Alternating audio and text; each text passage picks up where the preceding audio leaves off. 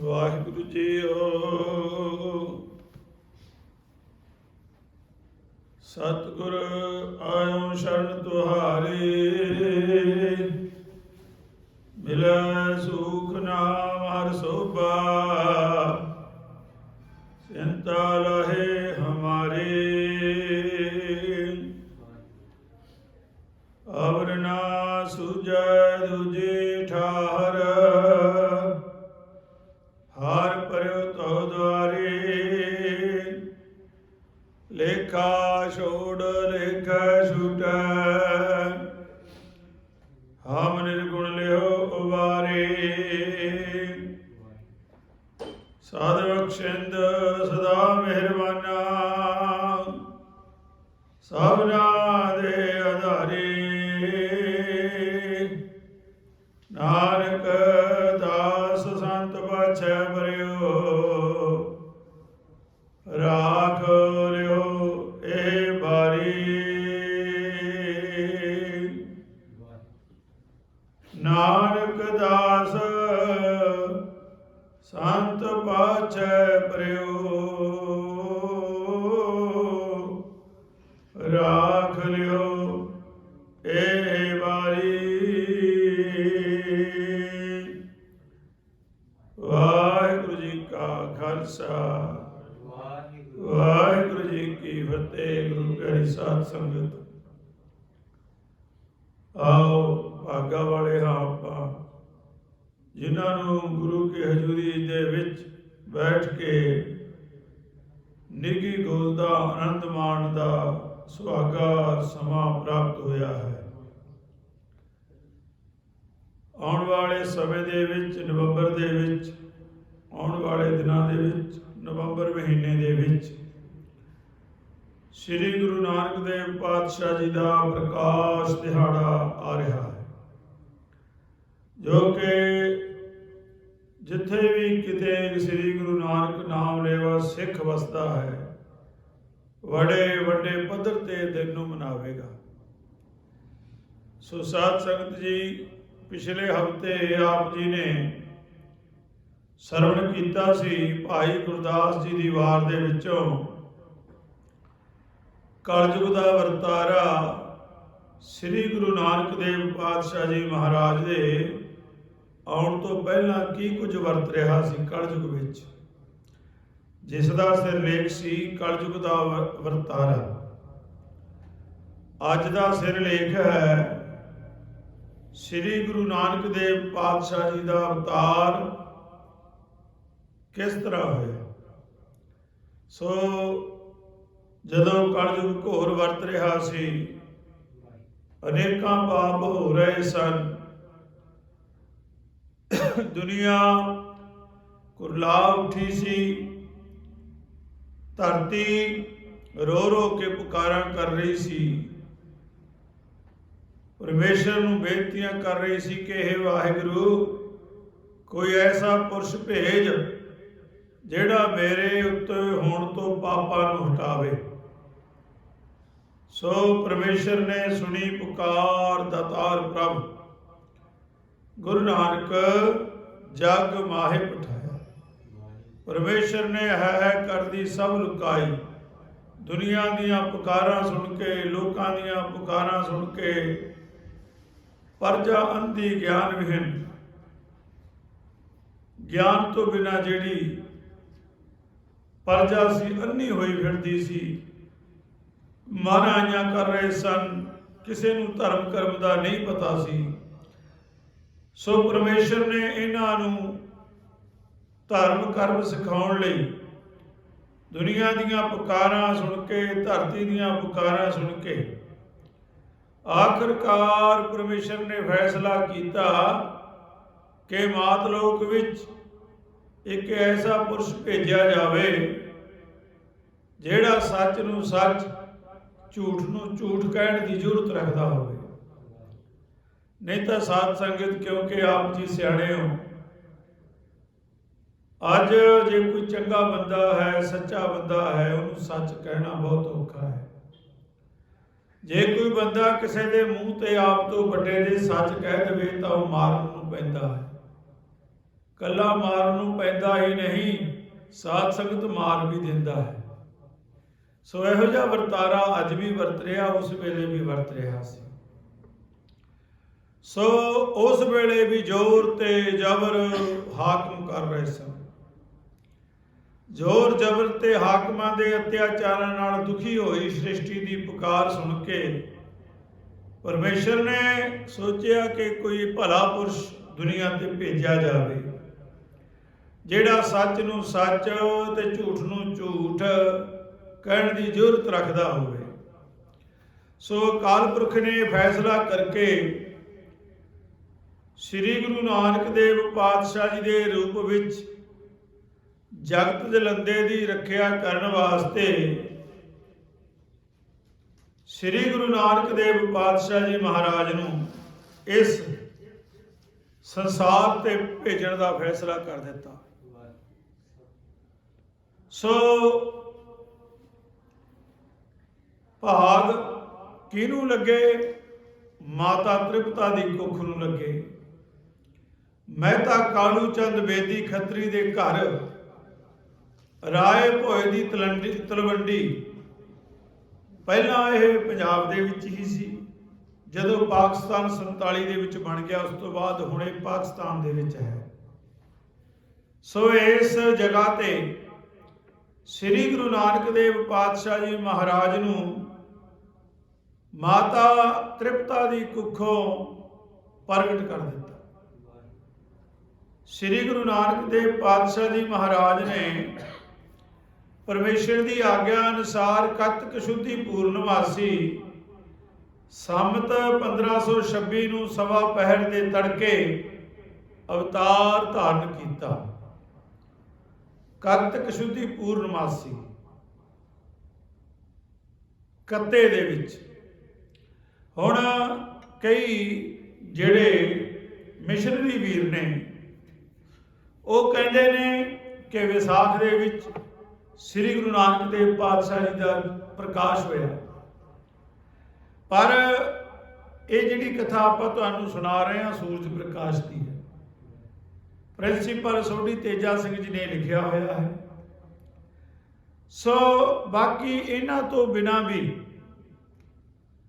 ਭਾਈ ਗੁਰਦਾਸ ਜੀ ਨੇ ਆਪਣੇ, ਕਿਉਂਕਿ ਦੁਨੀਆ ਦਾ ਹਰ ਲਿਖਾਰੀ ਝੂਠਾ ਹੋ ਸਕਦਾ ਹੈ, ਝੂਠ ਲਿਖ ਸਕਦਾ ਹੈ, ਪਰ ਭਾਈ ਗੁਰਦਾਸ ਜੀ ਕਦੇ ਉਹਨਾਂ ਨੇ ਉਹੀ ਗੱਲ ਲਿਖੀ ਜੋ ਸੱਚ ਸੀ।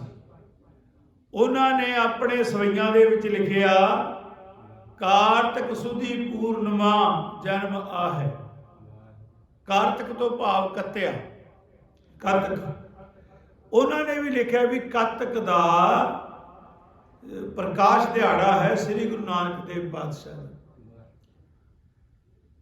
ਫਿਰ ਜਿੱਥੇ ਕਿਤੇ ਸੂਰਜ ਪ੍ਰਕਾਸ਼ ਦੇ ਵਿੱਚ ਆਉਂਦਾ ਹੈ, ਜਿਸ ਨੂੰ ਵੀ ਮਾਤਾ ਜੀ ਦੌਲਤਾ ਦਾਈ ਦਰਸ਼ਨ ਕਰਵਾਉਂਦੇ ਸਨ, ਉਹ ਕਹਿੰਦੇ ਕੱਪੜੇ ਦੇ ਵਿੱਚ, ਮੋਟੇ ਕੱਪੜੇ ਦੇ ਵਿੱਚ ਲਪੇਟ ਕੇ ਦਰਸ਼ਨ ਕਰਵਾਉਂਦੇ ਸੀ। ਹੁਣ ਆਪਾਂ ਨੂੰ ਵੀ ਪਤਾ ਗਰਮੀ ਦੇ ਵਿੱਚ ਤਾਂ ਮੋਟੇ ਕੱਪੜੇ 'ਚ ਲਪੇਟਣ ਦੀ ਲੋੜ ਨਹੀਂ, ਤੇ ਠੰਡ ਦੇ ਵਿੱਚ ਹੀ ਲੋੜ ਪੈਂਦੀ ਹੈ। ਆ ਦੇਖੋ ਹੁਣ ਕੱਤ ਆ ਰਿਹਾ ਹੈ, ਆਸੂ ਲੰਘ ਰਿਹਾ ਹੈ, ਕੱਤਕ ਸ਼ੁਰੂ ਹੋ ਗਿਆ ਹੈ। ਸੋ ਇਹਨਾਂ ਦਿਨਾਂ ਦੇ ਵਿੱਚ ਠੰਡ ਪੈ ਚੱਲੀ ਹੈ, ਤੇ ਹੁਣ ਕੱਪੜਿਆਂ ਦੀ ਬੱਚਿਆਂ ਨੂੰ ਵੀ ਲੋੜ, ਆਪਾਂ ਨੂੰ ਵੀ ਲੋੜ ਹੈ। ਸੋ ਉਹ ਗੁਰੂ ਹੁਣ ਮਿਸ਼ਨਰੀ ਵੀਰ ਕਹਿ ਦਿੰਦੇ ਆ, ਮੈਂ ਇੱਕ ਆਪਣੇ ਵੀਰ ਜੀ ਉਹਨਾਂ ਨੂੰ ਪੁੱਛਿਆ ਮਿਸ਼ਨਰੀਆਂ ਨੂੰ ਕਿ ਅਸੀਂ ਤਾਂ ਹੁਣ ਜਦੋਂ ਬਚਪਨ ਤੋਂ ਪੜ੍ਹਦੇ ਆਏ ਹਾਂ, ਸੁਣਦੇ ਆਏ ਹਾਂ, ਜਾਂ ਸੂਰਜ ਪ੍ਰਕਾਸ਼ ਵਿੱਚ ਲਿਖਿਆ ਹੈ, ਸਵਈਆਂ ਦੇ ਵਿੱਚ ਭਾਈ ਗੁਰਦਾਸ ਜੀ ਨੇ ਲਿਖਿਆ ਹੈ ਕਿ ਕੱਤਕ ਸੁਦੀ ਪੂਰਨਮਾਸੀ ਦਾ ਸ੍ਰੀ ਗੁਰੂ ਨਾਨਕ ਦੇਵ ਪਾਤਸ਼ਾਹ ਜੀ ਦਾ ਪ੍ਰਕਾਸ਼ ਦਿਹਾੜਾ ਹੈ। ਫਿਰ ਤੁਸੀਂ ਕਿਸ ਤਰ੍ਹਾਂ ਕਹਿੰਦੇ ਹੋ? ਉਹ ਕਹਿੰਦੇ ਜੀ ਅਸੀਂ ਭਾਈ ਮਨੀ ਸਿੰਘ, ਉਹਨਾਂ ਦੀ ਜਿਹੜੀ ਸ੍ਰੀ ਗੁਰੂ ਨਾਨਕ ਦੇਵ ਪਾਤਸ਼ਾਹ ਜੀ ਦੀ ਜਨਮ ਸਾਖੀ ਹੈ ਉਹਦੇ ਵਿੱਚ ਲਿਖਿਆ। ਮੈਂ ਕਿਹਾ ਜੀ ਚਲੋ, ਭਾਈ ਮਨੀ ਸਿੰਘ ਵੀ ਗੁਰੂ ਕੇ ਲਿਖਾਰੀ ਸਨ, ਆਪਾਂ ਨੂੰ ਉਹਨਾਂ ਦੀ ਵੀ ਲਿਖਤ ਮੰਨਣੀ ਪੈਂਦੀ ਹੈ। ਪਰ ਮੈਂ ਕਿਹਾ ਜੀ ਗੁਰੂ ਸਾਹਿਬਾਂ ਦੇ ਵੇਲੇ ਕੌਣ ਹੋਇਆ? ਪਹਿਲਾਂ ਤਾਂ ਦੇਖੋ ਭਾਈ ਬਾਲਾ ਹੋਇਆ, ਉਹ ਗੁਰੂ ਨਾਨਕ ਦੇਵ ਪਾਤਸ਼ਾਹ ਦੇ ਨਾਲ ਰਿਹਾ। ਭਾਈ ਬਾਲੇ ਵਾਲੀ ਜਨਮ ਸਾਖੀ ਜੋ ਗੁਰੂ ਸਾਹਿਬਾਂ ਨੇ ਲਿਖਾਈ, ਗੁਰੂ ਅੰਗਦ ਦੇਵ ਪਾਤਸ਼ਾਹ ਜੀ ਨੇ, ਸੋ ਉਹਦੇ ਵਿੱਚ ਕੱਤਕ ਸੁਦੀ ਪੂਰਨਮਾਸੀ ਦਾ ਹੀ ਜ਼ਿਕਰ ਹੁੰਦਾ ਹੈ।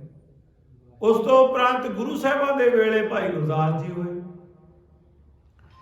ਭਾਈ ਗੁਰਦਾਸ ਜੀ ਨੇ ਵੀ ਕਾਰਤਕ ਸੁਦੀ ਪੂਰਨਮਾਸੀ ਦਾ ਪ੍ਰਕਾਸ਼ ਦਿਹਾੜਾ ਲਿਖਿਆ। ਸੋ ਸਾਧ ਸੰਗਤ ਜੀ ਕਹਿਣ ਤੋਂ ਭਾਵ ਸਿੱਧ ਹੁੰਦਾ ਹੈ ਕੱਤਕ ਸੁਦੀ ਪੂਰਨਮਾਸੀ ਨੂੰ ਸ੍ਰੀ ਗੁਰੂ ਨਾਨਕ ਦੇਵ ਪਾਤਸ਼ਾਹ ਜੀ ਦਾ ਪ੍ਰਕਾਸ਼ ਹੋਇਆ। ਤੋ ਫਿਰ ਦੂਸਰੇ ਪਾਸੇ ਗੱਲ ਇਹ ਆ ਜਾਂਦੀ ਹੈ। ਫਿਰ ਮੈਂ ਉਹਨੂੰ ਪੁੱਛਿਆ, ਮੈਂ ਕਿਹਾ ਜੀ ਚਲੋ ਆਪਾਂ ਇਹਨਾਂ 'ਚ ਤੁਸੀਂ ਝਗੜੇ ਨਾ ਪਾਇਆ ਕਰੋ, ਵਿਵਾਦ ਖੜੇ ਨਾ ਕਰਿਆ ਕਰੋ। ਉਹ ਕਹਿੰਦਾ ਉਹ ਕਿਸ ਤਰ੍ਹਾਂ? ਮੈਂ ਕਿਹਾ ਜੀ ਹੁਣ ਤੁਸੀਂ ਦੱਸੋ ਮੇਰੀ ਜਾਂ ਤੁਹਾਡੀ ਉਮਰ ਕਿੰਨੀ ਕੁ ਹੈ? ਉਹ ਕਹਿੰਦਾ ਵੀ ਮੇਰੀ ਵੀ ਹੋਊਗੀ 50-55 ਸਾਲ ਦੀ। ਮੈਂ ਕਿਹਾ ਮੇਰੀ ਵੀ 50 ਸਾਲ ਦੀ ਹੈ। ਮੈਂ ਕਿਹਾ ਹੁਣ ਤੁਸੀਂ ਇੱਥੇ ਆ ਜਾਓ ਕਿ ਆਪਣਾ ਜਨਮ ਕੀ ਸਹੀ ਲਿਖਿਆ ਮਾਂ-ਪਿਓ ਨੇ ਜਾਂ ਕਿਸੇ ਨੇ ਲਿਖਾਇਆ, ਤੁਹਾਡਾ ਜਾਂ ਸਾਡਾ? ਕਹਿੰਦਾ ਨਹੀਂ। ਫਿਰ ਮੈਂ ਕਿਹਾ ਗੁਰੂ ਨਾਨਕ ਦੇਵ ਪਾਤਸ਼ਾਹ ਦੀਆਂ ਤਾਂ ਬਹੁਤ ਦੂਰ ਦੀਆਂ ਗੱਲਾਂ ਨੇ। ਉਸ ਵੇਲੇ ਕੌਣ ਲਿਖਦਾ ਸੀਗਾ, ਕਿਹਦੇ ਕੋਲੇ ਬਈਆਂ ਸੀ? ਤੇ ਫਿਰ ਚੁੱਪ ਕਰ ਗਿਆ। ਮੈਂ ਕਿਹਾ ਜੀ ਚਲੋ ਦੂਜੀ ਗੱਲ ਇਹ ਆ, ਜੇ ਤੁਹਾਡਾ ਦਿਲ ਕਰਦਾ ਹੈ ਵਿਸਾਖ 'ਚ ਮਨਾਉਣਾ ਤਾਂ ਇੱਕ ਦਿਨ ਆਪਾਂ ਮਨਾਉਣਾ ਹੈ, ਗੁਰੂ ਨੂੰ ਯਾਦ ਕਰਨਾ ਹੈ ਵੀ ਸਾਡੇ ਐਸੇ ਗੁਰੂ ਦੁਨੀਆ ਤੇ ਆਏ ਜਿਨ੍ਹਾਂ ਨੇ ਭੁੱਲਿਆਂ ਨੂੰ ਰਾਹੇ ਪਾਇਆ ਔਰ ਦੁਨੀਆ ਨੂੰ ਸਾਧ ਸੰਗਤ ਇਹ ਇੱਕ ਨਿਰਮਲਾ ਪੰਥ ਚਲਾ ਕੇ ਦਿੱਤਾ, ਜਿਹੜਾ ਪੰਥ ਰਹਿੰਦੀ ਦੁਨੀਆ ਤੱਕ ਰਹੇਗਾ। ਔਰ ਚੰਗੇ ਉਹਨਾਂ ਨੇ ਸਾਨੂੰ ਵਿਚਾਰ ਦਿੱਤੇ, ਜਿਨ੍ਹਾਂ ਵਿਚਾਰਾਂ ਦੇ ਨਾਲ ਸਾਡਾ ਜੀਵਨ ਸੁਧਰ ਸਕੇ। ਇਸ ਕਰਕੇ ਆਪਾਂ ਉਹਨਾਂ ਦੇ ਆਉਣ ਦੀ ਖੁਸ਼ੀ ਵਿੱਚ ਕੋਈ ਦਿਨ ਮਨਾਉਣਾ। ਜੇ ਤੁਹਾਨੂੰ ਵਿਸਾਖ ਦਾ ਦਿਨ ਚੰਗਾ ਲੱਗਦਾ ਤੁਸੀਂ ਉਹ ਮਨਾ ਲਿਆ ਕਰੋ।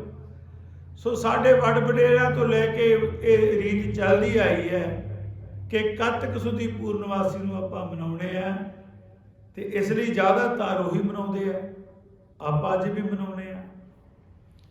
ਸੋ ਇਸ ਤਰ੍ਹਾਂ ਇੱਥੇ ਜੋ ਸੂਰਜ ਪ੍ਰਕਾਸ਼ ਦੇ ਵਿੱਚ ਲਿਖਿਆ ਹੈ, ਰਚਿਤ ਭਾਈ ਸੰਤੋਖ ਸਿੰਘ ਜੀ, ਸੋਢੀ ਤੇਜਾ ਸਿੰਘ ਜੀ ਨੇ ਵੀ ਲਿਖਿਆ, ਤੇ ਸੂਰਜ ਪ੍ਰਕਾਸ਼ ਭਾਈ ਸੰਤੋਖ ਸਿੰਘ ਹੋਰਾਂ ਦਾ ਲਿਖਿਆ, ਜੋ ਹੁਣੇ ਤੁਹਾਨੂੰ ਬਚਨ ਸੁਣਾਇਆ ਹੈ ਕਿ ਕੱਤਕ ਸੁਦੀ ਪੂਰਨਮਾਸੀ ਸੰਮਤ 1526 ਨੂੰ ਸਵਾ ਪਹਿਰ ਦੇ ਤੜਕੇ ਅਵਤਾਰ ਧਾਰਨ ਕੀਤਾ ਸ੍ਰੀ ਗੁਰੂ ਨਾਨਕ ਦੇਵ ਪਾਤਸ਼ਾਹ ਜੀ ਨੇ।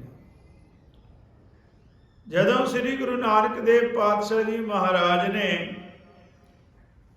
ਸਵਾ ਪਹਿਰ ਰਾਤ ਰਹਿੰਦੀ ਅਵਤਾਰ ਧਾਰਨ ਉਪਰੰਤ ਕੀਤਾ,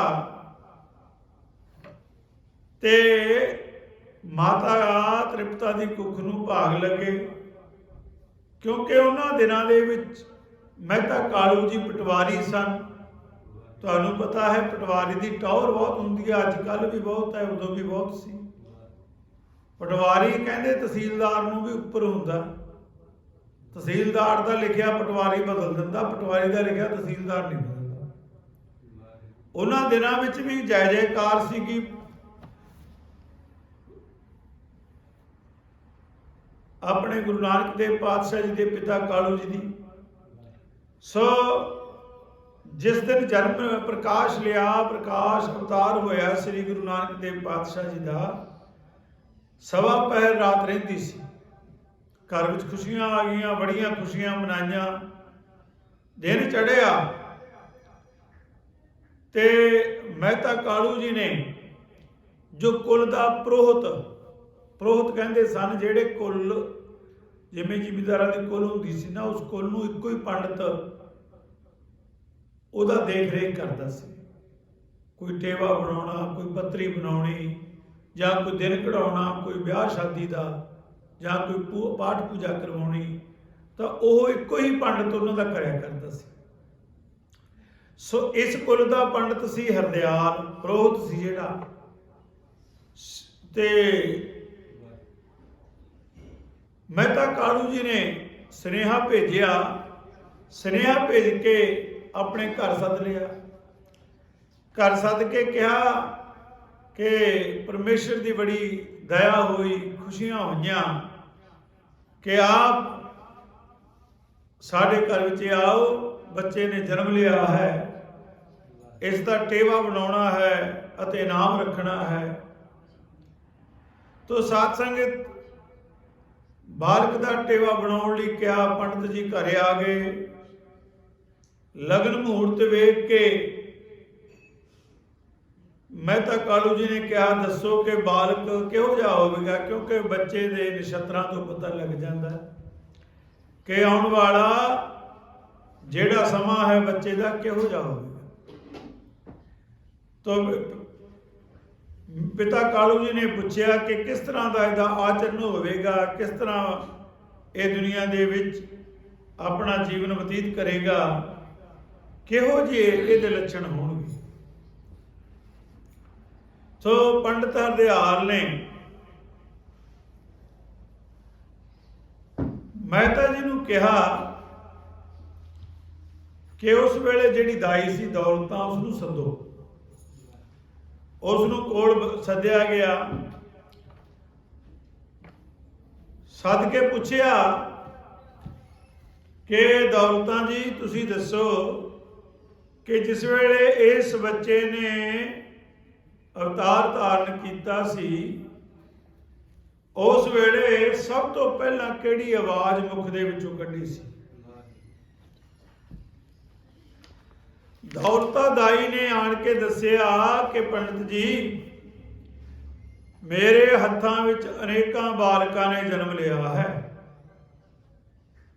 एक नहीं पता नहीं किन्ने क मैं गिने नहीं भी किन्ने क बच्चियां ने जन्म लिया, पर इस तरह का बालक मैं अज तक नहीं देखा। होर बालक का जन्म लैके रोंदे हन, पर यह हसदा सी जिस वेले जन्म लिया। घर विच इउं जापदा सी जिवें कोई सूरज चढ़ गया होवे, जिवें शिखर दुपहरा हुंदा है, दोपहर का सूरज चढ़िया हुंदा, इस तरह रोशनी हुई सी। सारे घर विच रोशनी फैल गई सी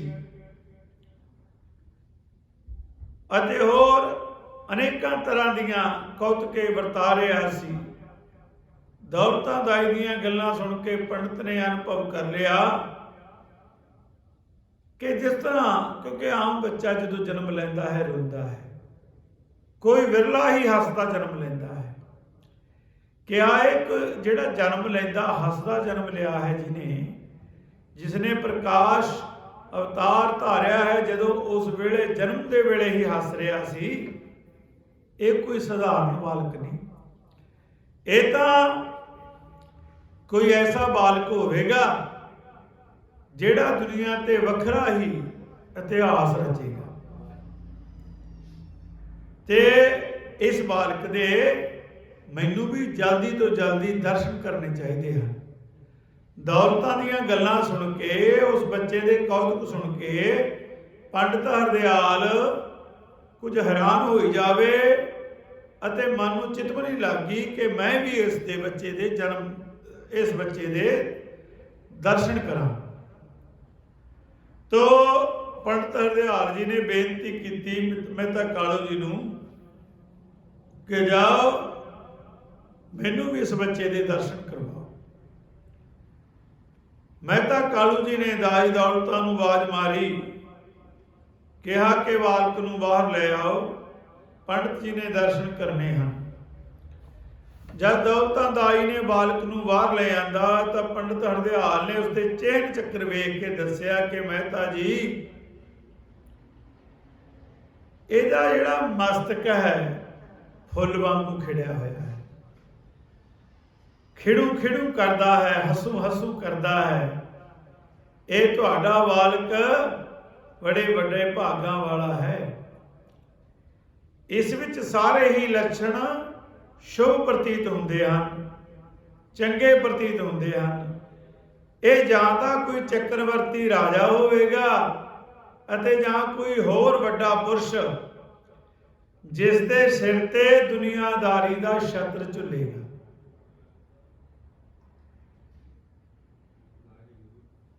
ਕਿਹਾ। ਮਹਿਤਾ ਕਾਲੂ ਕਹਿਣ ਲੱਗੇ, ਮਹਾਰਾਜ ਬਹੁਤ ਖੁਸ਼ੀ ਦੀ ਗੱਲ ਹੈ।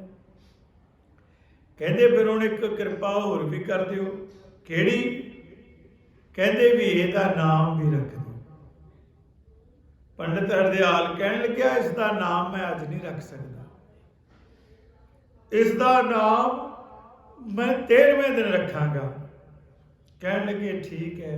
ਜਦੋਂ 13 ਦਿਨ ਬੀਤ ਗਏ, ਫਿਰ ਪੰਡਿਤ ਹਰਦਿਆਲ ਨੂੰ ਬੁਲਾਇਆ ਗਿਆ। ਪੰਡਿਤ ਜੀ ਆਏ, ਮਾਤਾ ਨੂੰ ਬੱਚੇ ਨੂੰ ਇਸ਼ਨਾਨ ਕਰਾ ਕੇ ਪੰਡਿਤ ਜੀ ਨੇ ਕਿਹਾ ਕਿ ਮੈਂ ਹੁਣ ਇਸ ਦਾ ਨਾਮ ਰੱਖਦਾ। ਤੇ ਪੱਤਰੀਆਂ ਵੇਖ ਵੇਖ ਕੇ, ਟੇਵੇ ਬਣਾ ਕੇ, ਵਿਚਾਰ ਕੇ ਬੜਾ ਟਾਈਮ ਲਾ ਦਿੱਤਾ। ਸੋਚ ਕੇ ਬਾਲਕ ਦਾ ਨਾਮ ਨਾਨਕ ਰੱਖ ਲਿਆ। ਮਹਿਤਾ ਜੀ ਨੂੰ ਕਿਹਾ ਕਿ ਜਿਸ ਤਰ੍ਹਾਂ ਇਹ ਨਾਨਕ ਨਾਮ ਰਲਵਾ ਮਿਲਵਾ ਹਿੰਦੂ ਮੁਸਲਮਾਨ ਦਾ ਸਾਂਝਾ ਹੈ, ਇਸ ਤਰ੍ਹਾਂ ਇਸ ਨੂੰ ਦੋਵੇਂ ਹੀ ਆਪਣਾ ਕਰਕੇ ਮੰਨਣਗੇ। ਇਹ ਸਾਰਿਆਂ ਨਾਲ ਪਿਆਰ ਕਰੇਗਾ, ਸਾਂਝਾ ਹੋਵੇਗਾ, ਸਭ ਦਾ ਉਧਾਰ ਕਰੇਗਾ, ਸਭ ਨੂੰ ਭਾਵ ਚੰਗੀਆਂ ਗੱਲਾਂ ਦੱਸੇਗਾ। ਪੰਡਤ ਦੀਆਂ ਗੱਲਾਂ ਸੁਣ ਕੇ ਮਹਿਤਾ ਕਾਲੂ ਜੀ, ਸਾਰਾ ਪਰਿਵਾਰ, ਮਾਤਾ ਪਿਤਾ ਸਾਰੇ ਬੜੇ ਖੁਸ਼ ਹੋਏ। ਮਰਿਆਦਾ ਅਨੁਸਾਰ ਬੱਚੇ ਦੇ ਜਨਮ ਦੀ ਖੁਸ਼ੀ ਵਿੱਚ ਰਸਤਾਂ ਵਸਤਾਂ ਤੇ ਨਗਦ ਭੇਟਾ ਦੇ ਕੇ ਪੰਡਿਤ ਜੀ ਨੂੰ ਵਿਦਾ ਕੀਤਾ। ਹੁਣ ਇੱਥੇ ਕਈ ਵਾਰ ਕਈ ਇਤਿਹਾਸਕਾਰ ਕੀ ਕਹਿ ਦਿੰਦੇ ਨੇ, ਇਹ ਜਿਹੜੀ ਕਥਾ ਹੈ ਇਹ ਸੂਰਜ ਪ੍ਰਕਾਸ਼ ਦੀ ਭਾਈ ਸੰਤੋਖ ਸਿੰਘ ਜੀ ਦੇ ਜੋ ਬਚਨ ਲਿਖੇ ਹਨ ਉਹ ਆਪ ਜੀ ਨੂੰ ਸੁਣਾਏ ਹਨ। ਹੁਣ ਕਈ ਕਹਿ ਦਿੰਦੇ ਹਨ ਕਿ ਗੁਰੂ ਨਾਨਕ ਦੇਵ ਪਾਤਸ਼ਾਹ ਜੀ ਦਾ ਨਾਮ ਪਹਿਲਾਂ ਹੀ ਇਹ ਰੱਖਿਆ, ਪਰ ਇਤਿਹਾਸ ਵਿੱਚ ਮਾਤਾ ਨਾਨਕੀ ਦਾ ਨਾਮ ਵੀ ਆਉਂਦਾ, ਕਿਉਂ ਮਾਤਾ ਨਾਨਕੀ, ਭੈਣ ਨਾਨਕੀ ਗੁਰੂ ਨਾਨਕ ਦੇਵ ਪਾਤਸ਼ਾਹ ਤੋਂ ਵੱਡੀ ਸੀ। ਹੁਣ ਕਈ ਕਹਿਣਗੇ ਨਾ ਜੀ ਇਹ ਅੱਲਾ ਦਾ ਕਰਕੇ, ਰਾਮ ਦਾ ਕਰਕੇ ਸਾਂਝਾ ਉਹਦੇ ਨਾਂ ਤੇ ਕਈ ਵਿਚਾਰਾਂ ਦੇ ਦਿੰਦੇ ਨੇ ਇਤਿਹਾਸਕਾਰ, ਕਿਉਂਕਿ ਉਹਨੇ ਪੰਡਿਤ ਨੇ ਜੋ ਉਹਨੂੰ ਸਹੀ ਲੱਗਿਆ। ਆਮ ਘਰਾਂ ਦੇ ਵਿੱਚ ਇਹ ਗੱਲ ਹੁੰਦਾ ਸੀ ਕਿ ਭੈਣਾਂ ਭਰਾਵਾਂ ਦੇ ਨਾਂ ਆਪਾਂ ਰਲਵੇਂ ਮਿਲਵੇਂ ਜੀ ਰੱਖ ਦਿੰਦੇ ਸੀ। ਪਹਿਲੀ ਬੇਟੀ ਸੀ ਗੁਰੂ ਮਹਿਤਾ ਕਾਲੂ ਦੇ ਘਰ ਵਿੱਚ ਹੋਈ ਜਿਸ ਦਾ ਨਾਮ ਨਾਨਕੀ ਸੀ, ਉਹ ਵੀ ਪੰਡਿਤ ਹਰਦਿਆਲ ਜੀ ਨੇ ਹੀ ਰੱਖਿਆ ਸੀ, ਕਿਉਂਕਿ ਕੁਲ ਦਾ ਪ੍ਰੋਤ ਇਹ ਸੀ, ਇਸੇ ਨਹੀਂ ਰੱਖਣਾ ਸੀ। ਸੋ ਇਸ ਤਰ੍ਹਾਂ ਗੁਰੂ ਨਾਨਕ ਦੇਵ ਪਾਤਸ਼ਾਹ ਦਾ ਨਾਮ ਵੀ ਪੰਡਿਤ ਹਰਦਿਆਲ ਜੀ ਨੇ ਨਾਨਕ ਰੱਖ ਦਿੱਤਾ। ਉਚਾਰਨ ਕਰੋ ਸਤਿਨਾਮ। ਇਸ ਤਰ੍ਹਾਂ ਪਰਮੇਸ਼ਰ ਨੇ ਦੁਨੀਆ ਦੀਆਂ ਪੁਕਾਰਾਂ ਸੁਣ ਕੇ, ਧਰਤੀ ਦੀਆਂ ਪੁਕਾਰਾਂ ਸੁਣ ਕੇ, ਸੁਣੀ ਪੁਕਾਰ ਦਤਾਰ ਪ੍ਰਭ ਗੁਰੂ ਨਾਨਕ ਜਗ ਮਾਹੇ ਬਿਠਾਇਆ। ਇਸ ਤਰ੍ਹਾਂ ਸ੍ਰੀ ਗੁਰੂ ਨਾਨਕ ਦੇਵ ਪਾਤਸ਼ਾਹ ਜੀ ਨੂੰ ਆਪਣਾ ਰੂਪ ਬਣਾ ਕੇ ਦੁਨੀਆ ਵਿੱਚ ਭੇਜਿਆ। ਤੇ ਸਾਧ ਸੰਗਤ ਇਸ ਤੋਂ ਅਗਲੀਆਂ ਵਿਚਾਰਾਂ ਫਿਰ ਬਾਲ ਲੀਲਾ ਦੀਆਂ ਸ਼ੁਰੂ ਹੋ ਜਾਣਗੀਆਂ, ਉਹ ਫਿਰ ਕਦੇ ਆਪ ਜੀ ਨਾਲ ਸਾਂਝੀਆਂ ਕਰਾਂਗੇ। ਅੱਜ ਦਾ ਬਿਰਤਾਂਤ ਸਿਰਫ ਪ੍ਰਕਾਸ਼ ਦਿਹਾੜੇ ਦੇ ਸੰਬੰਧ ਵਿੱਚ ਅਵਤਾਰ ਧਾਰਨ ਦਾ ਹੀ ਸੀ ਜੋ ਆਪ ਜੀ ਨਾਲ ਸਾਂਝਾ ਕੀਤਾ ਹੈ। ਇਸ ਤਰ੍ਹਾਂ ਸ੍ਰੀ ਗੁਰੂ ਨਾਨਕ ਦੇਵ ਪਾਤਸ਼ਾਹ ਜੀ ਨੇ ਕੱਤਕ ਸੁਦੀ ਪੂਰਨਮਾਸੀ 1526 ਸੰਮਤ ਨੂੰ ਪ੍ਰਕਾਸ਼ ਲਿਆ। ਮਿਟਿਆ ਅੰਧੇਰਾ ਚੰਦ ਚੜਿਆ, ਗੁਰ ਪ੍ਰਸਾਦ ਸਹਿਜ ਕਰ ਪਾਇਆ। ਮਿਟਿਆ ਅੰਧੇਰਾ ਚੰਦ ਚੜਿਆ, ਸਤਿਗੁਰ ਨਾਨਕ ਪ੍ਰਗਟਿਆ। ਮਿਟੀ ਧੁੰਦ ਜਗ ਚਾਨਣ ਹੋਆ ਪਾਏ। ਇਸ ਤਰ੍ਹਾਂ ਕਰਕੇ ਸ੍ਰੀ ਗੁਰੂ ਨਾਨਕ ਦੇਵ ਪਾਤਸ਼ਾਹ ਜੀ ਨੇ ਪ੍ਰਕਾਸ਼ ਇਸ ਦੁਨੀਆ ਤੇ ਲਿਆ। ਭੁੱਲੀ ਦੁਨੀਆ ਨੂੰ ਰਾਹ ਪਾਉਣ ਲਈ ਇੱਥੇ ਆਏ। ਅੱਜ ਆਪਾਂ ਉਹਨਾਂ ਦੀ ਬਾਣੀ ਪੜ੍ਹ ਕੇ ਉਹਨਾਂ ਦੇ ਪਾਏ ਹੋਏ ਜਿਹੜੇ ਉਹਨਾਂ ਦੇ ਚਲਾਏ ਹੋਏ ਮਿਸ਼ਨ ਤੇ ਜਿਹੜੇ ਚੱਲਦੇ ਨੇ ਉਹ ਸੁੱਖ ਪਾਉਂਦੇ ਹਨ, ਜਿਹੜੇ ਪਖੰਡ ਕਰਦੇ ਹਨ ਉਹ ਦੁੱਖ ਪਾਉਂਦੇ ਹਨ। ਇਹਨੇ ਇੱਕ ਸੇਵਾ ਪ੍ਰਵਾਨ ਕਰਨੀ। ਆਓ ਭੁੱਲਾਂ ਚੁੱਕਾਂ ਦੀ ਖਿਮਾ ਬਖਸ਼ੋ। ਹੁਣ 2 ਹਫ਼ਤੇ ਠਹਿਰਾ ਬਿਨਾ ਗੁਰਦੁਆਰਾ ਸਾਹਿਬ ਜੋਰ ਰਵੇਗਾ ਸੰਗਤ ਦਾ, ਕਿਉਂਕਿ ਮੂਰੇ 5 ਤਰੀਕ ਦਾ ਨਗਰ ਕੀਰਤਨ ਆ ਰਿਹਾ ਹੈ। ਸੋ ਆਈਆਂ ਸੰਗਤਾਂ ਦਾ ਧੰਨਵਾਦ। ਭੁੱਲਾਂ ਚੁੱਕਾਂ ਦੀ ਖਿਮਾ ਬਖਸ਼ੋ। ਫਤਿਹ ਬੁਲਾਓ।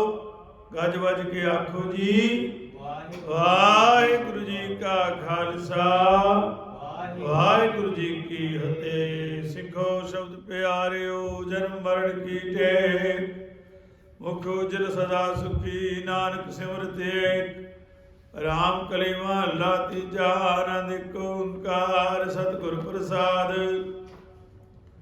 ਆਨੰਦ ਭਇਆ ਬ੍ਰਿਮਾਏ ਸਤਿਗੁਰੂ ਮੈਂ ਪਾਇਆ ਸਤਿਗੁਰ ਤਾਂ ਪਾਇਆ ਸਹਿਜ ਸੇਤੀ ਮਨ ਵਧੀਆਂ ਵਧਾਈਆਂ ਰਾਗ ਤਨ ਪਰਵਾਰ ਭਰੀਆਂ ਸ਼ਬਦ ਗਾਵਣੇ ਆਈਆਂ ਸ਼ਬਦ ਤਾਂ ਗਾਵੋ ਹਰੀ ਕੇਰਾ ਮਨ ਜਿਨੀ ਵਸਾਇਆ ਕਹਿ ਨਾਨਕ ਆਨੰਦ ਹੋਆ ਸਤਿਗੁਰੂ ਮੈਂ ਪਾਇਆ। ਏ ਮਨ ਮੇਰਿਆ ਤੂੰ ਸਦਾ ਰਹੋ ਹਰਿ ਨਾਲੇ ਹਰਿ ਨਾਲ ਰਹੋ ਤੂੰ ਮਨ ਮੇਰੇ ਦੁਖ ਸਭ ਵਿਸਾਰਣਾ ਅੰਗੀਕਾਰੋ ਕਰੇ ਤੇਰਾ ਕਰ ਸਭ ਸਵਾਰਣਾ ਸਭਨਾ ਗੱਲਾਂ ਸਮਰੱਥ ਸੁਆਮੀ ਸੋ ਕਿਉ ਮਨੋ ਵਿਸਾਰੇ ਕਹਿ ਨਾਨਕ ਮਨ ਮੇਰੇ ਸਦਾ ਰਹੋ ਹਰਿ ਨਾਲੇ ਸਾਚੇ ਸਾਹਿਬਾ ਕਿਉ ਨਾਹੀ ਕਰ ਤੇਰਾ ਕਰਤਾ ਤੇਰਾ ਸਭ ਕੁਛ ਜਿਤੇ ਸੋ ਪਾਵੇ ਸਦਾ ਸਿਫਤ ਸਲਾਹ ਤੇਰੀ ਨਾਮ ਮਨ